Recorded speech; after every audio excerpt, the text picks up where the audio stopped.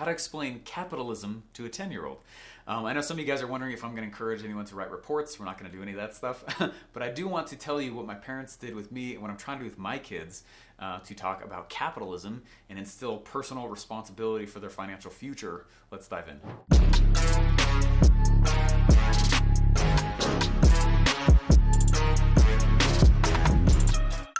In the middle of my second largest event, my dad came. And in the middle of that event, a guy stood up and he goes, "How did your dad help you become who you are now?" And it's funny because my dad was there and I was on stage and I was like, and we started talking. I started, well, you know, he did this, he did that, he did this and that. And as I became more reflective on it, I realized like, oh my gosh, he really set up the cards for a lot of things that I've become now. My mom and my dad are absolutely incredible people, and they have helped me, obviously, mold into who I am today. And now that I have my own kids, there's things that I'm doing with them that I'm trying to help. I don't care if they become entrepreneurs. I just want them to learn how to think, right? And so in this video, I'm going to walk through a few specific things that my parents did with me. I'm not saying it's the right answer. It's just what happened. And then I'm also going to talk about some things I'm doing with my kids to kind of help instill that a little bit and the curiosity around how to create cash for financial future. All right, I am the oldest of 6 kids, and I primarily grew up in Denver, Colorado. And my dad walked out of his home office. He worked from home. He's a famous coder, actually. And he walked out of his home office, and he goes, "Son," talking to me, "you're going to be the yard manager." And I was like, "What is a yard manager?" And he goes, "It means you are responsible for keeping the grass cut and looking good, and it is you're gonna manage the entire yard, the garden, everything." And I was like, I don't know. And he goes, "Well, I could just make it a chore, and you could just do it for no pay." And I was like, "Oh, I get paid?" So I was like, "All right, sounds good." He said, "Cool, so send me a bid on what you think it would take in order to actually go keep the yard looking awesome." I was like, "Bid?" I was like 14. All right. I was young and I was like, "I'm going to bid." He gave me no answers. I said, "What's a bid?" He's like, "I don't know, but you can probably Google it." And I was like, "Okay." So I went and I sat down and we had computers all over the place because my dad was a big coder. We had tons of computers. And I sat down, I started looking up bid. And I was like, "Dad, I think it'll cost us $40 a week in order to go get the get the yard looking amazing." And he was like, "No, but I'll do 30." And I was like, "Sweet." He's like, "Cool. Now what is your business plan?" I was like, "What? I don't want to do this." And he's like, "Go on out. Like, maybe your siblings are going to want to work for you as well." I was like, "Work for me? What are you talking about?" He made me go interview all of my siblings.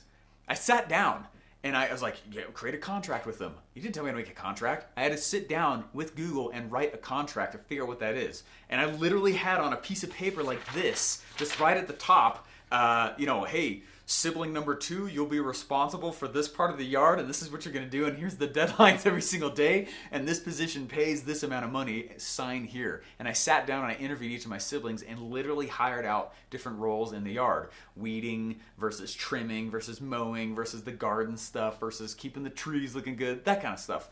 And so that's how it happened. Well, one day, sibling number 1,000 didn't want to go out, I don't remember, and didn't want to go out and do his thing. I was the one that was held responsible. And he's like, "Well, you're the yard manager. It's on you. It's just because one of your employees didn't want to do their thing. It's actually on you." And so I was like, "Okay." So I got to go out and I had to do the thing, but I got to keep their dollar, right? I got to keep their money because I did the job. I was like, interesting. But I hadn't gotten paid yet. So I was like, "Dad, hey, we'd love to get paid for what we've done." And he was like, "Invoice me." And I was like, "What is an invoice?" And I had to go down and write out, figure out Google, what is an invoice? And I found a template, I wrote the invoice out and I had to hand it to him. And then there was like net 30 terms and then I had to wait for the 30 days to come back and get money. I was like, "This sucks." I mean, I was not happy as like a 14, 15-year-old. And then I started getting it. I don't really remember how, but I started understanding what he was doing. And it was one of the most shifting things in my entire life. And I suddenly started really liking it. And I was like, "Oh my gosh, wait, this..." I'm getting chills now actually thinking about it. I was like, I'm going to go do this. And I started canvassing the neighborhood to go out and do more yard work because I was like, sweet, I kind of got it now. And I was hiring the siblings and it was great. It was basically a training ground. And what my dad told me later on is that he's like, "I could just tell based on your personality that you needed responsibility and complete autonomy." I need to give you things. I need to give you a responsibility to result and not touch a thing on how you do it. It's just your personality. And I was like, yeah, that makes sense. It can be a little touchy.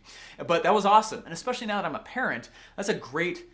that's awesome lesson. So I want to walk through just a few things I do with my kids as well to help instill capitalism. I by no means am a kid expert or a teach capitalism to kids expert. This is literally just kind of stuff that I do around the house. All right, one of the first things that I do with my kids is I make the topic of money very public. We talk about it as a little family, me and my 3 little beautiful girls. We sit down and we study money together. I actually have Rich Kid, Poor Kid, one of Robert Kiyosaki's books. It's for kids. It's a little comic book, okay? And I read it with my little girls on the couch. I was doing that with them last week. And we read it. It's little cartoon mice, and we talk about what's happening in there. They're really young, all right? They're like 7, 6, and 3, all right? They're really young. But it's not too young to start talking about this stuff because they're asking questions. And like, oh, I want that toy or this toy. And I use it as an opportunity to teach different lessons. We also have a cash flow game. I love the game Cash Flow, by the way. That's all I wanted for Christmas one year. And I have played it by myself in my room when I was a teenager, which is totally nerdy, but it teaches a lot of money management and asset management. And so there's a version for kids. I play that with my girls as well. I absolutely love doing that. When they were even younger, I totally indoctrinate them. Come on now. Come on. All right. You know you got the baby gates so they don't fall down the stairs when they're really young? They'd be like, Dad, can you lift me over the gate? And I'd be like, besides mother, what's the greatest profession you could ever be in the planet? And they're like, salesman. And I'm like, there you go. I'd lift them over the baby gates. All right, and I'll be like, who gets paid? The person who makes the product, the person who sells the product and markets it. They'll be like, marketer. And I'm like, here you go. Right? And I do that stuff to them all the time. I want them to understand where money comes from. Hey guys, before I show you other very simple things that I do with my kids, I would like to know what you do. This is a common question that I get, and they're like, Steven, how do I instill this in my kids? I don't know. I have a hard time doing it to adults. Put in the comments down below what it is that you do or you think would be a great way to teach kids about cash and cash management so they have a healthy relationship with money, which is one of the hardest things I have to break with adults. Put in the comments down below how you've actually helped kids understand more about money. And then also hit the subscribe button if you're liking these kinds of lessons. The bell notification will tell you when we put out a new video, which is every single weekday. All right, the second thing I do with them is I take them to my studio. I have a big studio, big office, sales floor, and we walk through there and we'll have little movie nights.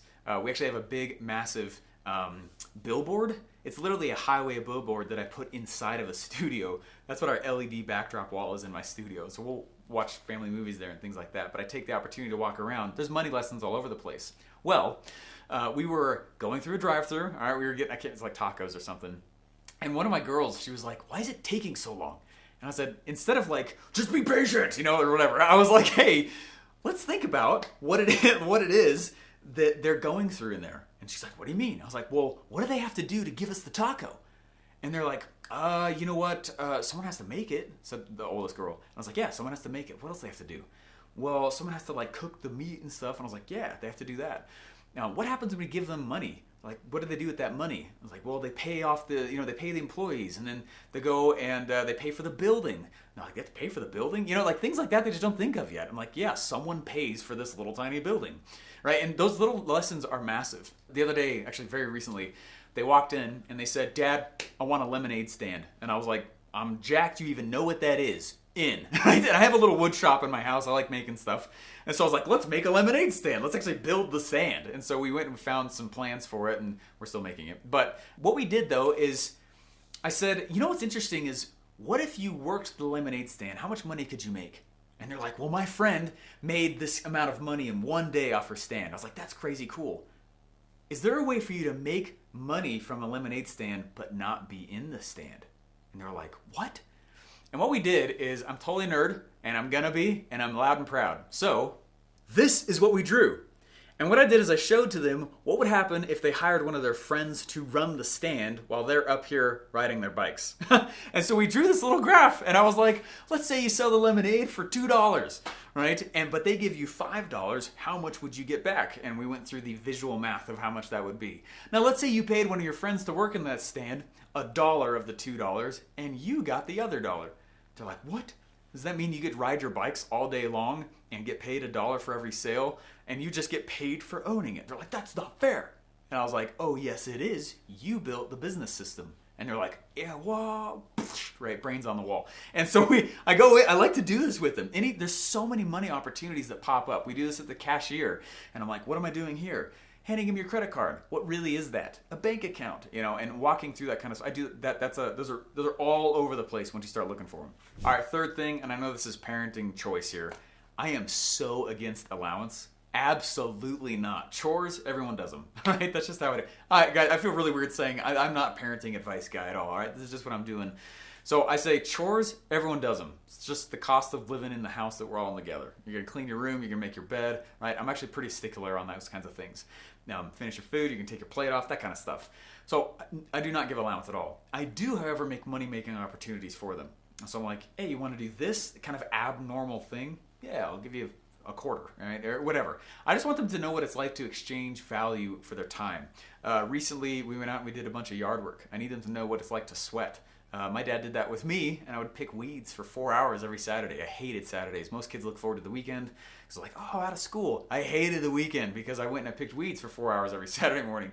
But I want my kids to know what that's like, that sweat is not bad.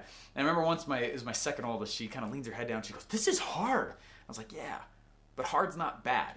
Just because something's hard doesn't mean it's bad. I was like, most adults don't get that either. And she's like, what? And I was like, just learn this lesson as a 6-year-old, little one, all right? This is a big deal. Hard does not equal not right. Hard is just a cost, all right? The other thing I make them do is I like to have them as much as possible while protecting them. They order at restaurants, right? They are the ones that use their own voice. I need to have them have confidence of what it's like to use their voice and have an opinion and then just share it, right? With total safety. Even if they don't feel safe to say their opinion like that, I want them to be confident little kids. Another thing that I do is I had a teacher in college tell me that the most playful people are the most creative people. And what's interesting is social norms tend to destroy creativity because we're supposed to fit in these rigid boxes and this is how you're supposed to behave. So I gotta tell you, and this is weird as a parent, but I'm a total goofball in society with them.